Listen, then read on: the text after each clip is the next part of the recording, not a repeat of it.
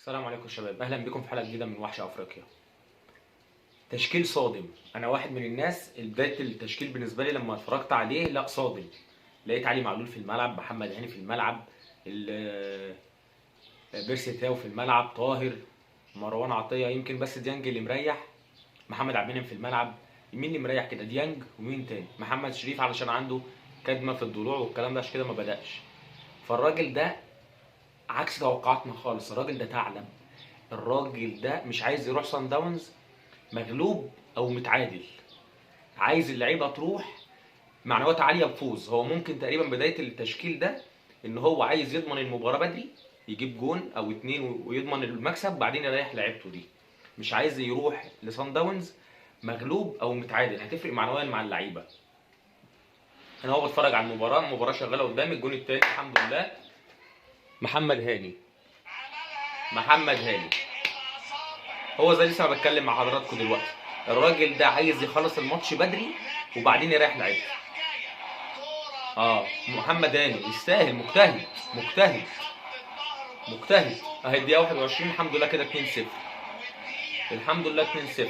كده بقى نفكر نريح الرجاله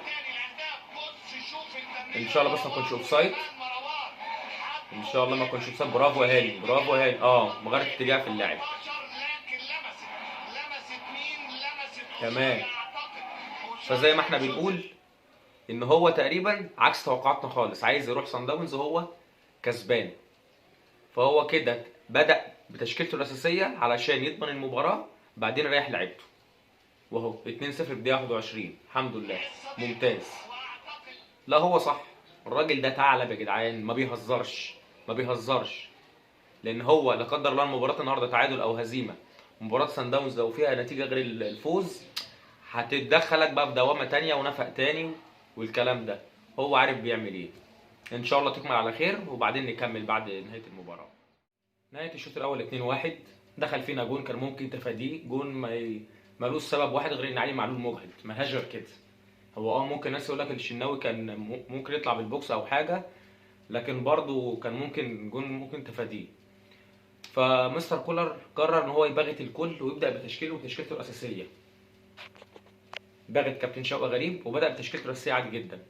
أنت جازفت، مجازفتك دي يعني هيبقى ايه؟ هيبان نتيجتها مش النهارده بقى، يوم الجمعه. يعني النهارده باين قوي ان علي معلول مش في حالته خالص، مجهد. حتى ضربه الجزاء اللي دخلت انا مش عارف دخلت ازاي. يعني نفسي حد يقول لي ضربه الجزاء بتاعت علي معلول دخلت ازاي. دي داخله من حته غريبه من تحت ايد وجسم ابو السعود. فانت جازفت، ونتيجه المجازفه دي الله اعلم، مش عارفين شوط تاني محمد عبد المنعم هيلعب ولا لا. فانت جازفت، خلاص كمل، خلاص كمل. يعني انا بس انا بوجهه نظري علي معلول حتى لو طلع ما بين الشوطين ماتش سان داونز ما يلعبش.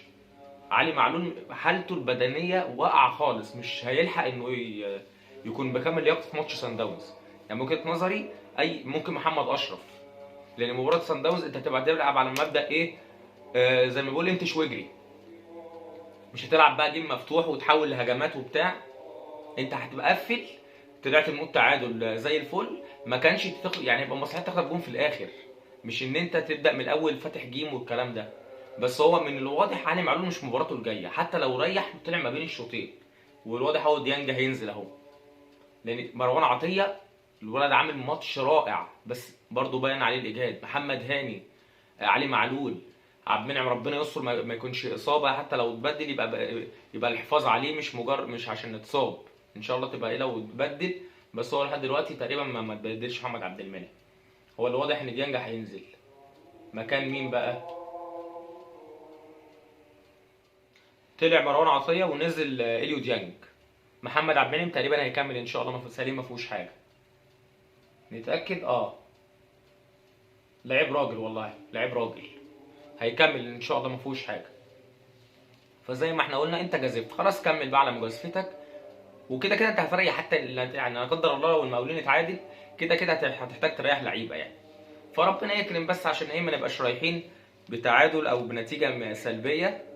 فان شاء الله الماتش يخلص، يعني حتى لو قفل على 2-1 كده مش مشكله، بس ان شاء الله نبقى رايحين معنويا حتى بفوز، ونتقابل بعد المباراه ان شاء الله. انتهت المباراه، فوز النادي الاهلي 2-1.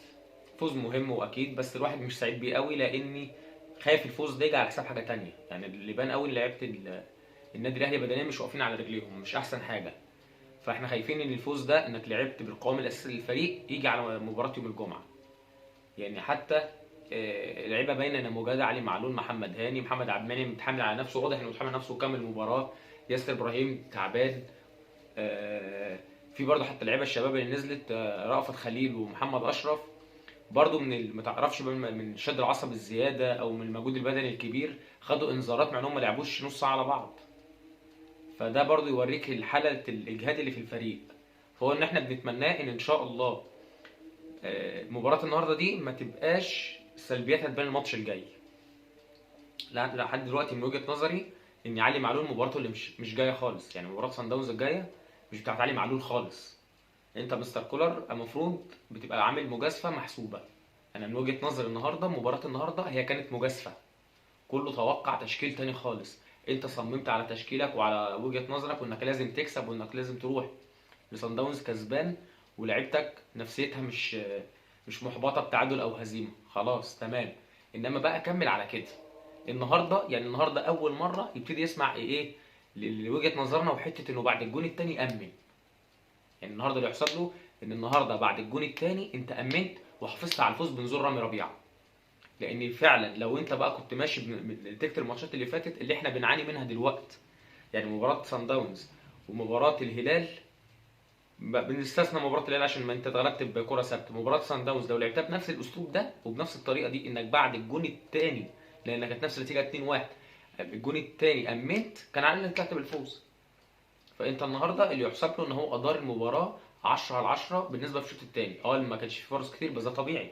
انت عندك اللعيبه بتلعب ودماغها في معتبر مباراتين الموسم اللي جايين ورا بعض، صن داونز والقطن الكاميروني.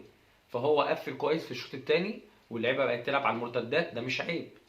اطلع بالفوز احسن ما العب كوره واجيب فرص وبتاع وهضيعها. يعني تاو جات له كوره كان ممكن يقتل بيها الماتش، كانت تبقى الجون الثالث اللي هي اتلخفنت في رجله دي، كان ممكن تنهي الماتش خالص. فهو صح، انت امنت وحافظت على الفوز وطلعت بالنتيجه ثلاث نقاط اللي انت محتاجهم عشان تبقى فارق عن المركز الثاني ب5 نقاط ولسه متاجل لك ماتشين ب6 بونت. فهو الحمد لله مكسب مهم. لكن برضو الاهم بالنسبه لنا النهارده كنا احنا اي نتيجه ممكن نتقبلها، لكن مباراه يوم الجمعه دي اللي هتبقى المصيريه بالنسبه لنا. فاحنا مش عارفين الدنيا تمشي مع اللعيبه ازاي، هيريحوا امتى دول ولا هيعملوا استشفاء امتى ولا. بس هو المنطقي والطبيعي ان اللعيبه دي مفيش تمرينات قويه لحد يوم المباراه، كلها استشفاء وراحه. فاحنا بقى املنا ان شاء الله في اللعيبه اللي هتلعب المباراه دي، احمد عبد القادر، كهربا، محمد شريف.